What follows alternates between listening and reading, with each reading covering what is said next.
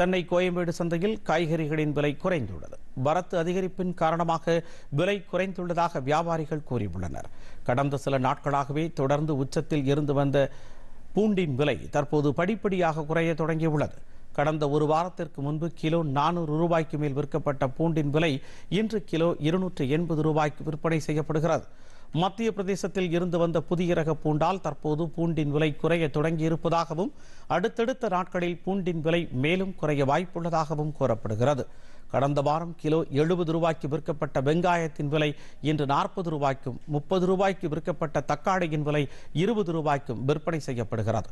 கடந்த வாரங்களில் ரூபாய் 400 வரை விற்பனை செய்யப்பட்ட முருங்கைக்காயின் விலை தொடர்ந்து விலை குறைந்து இன்று 100 ரூபாய்க்கு விற்பனை செய்யப்படுகிறது.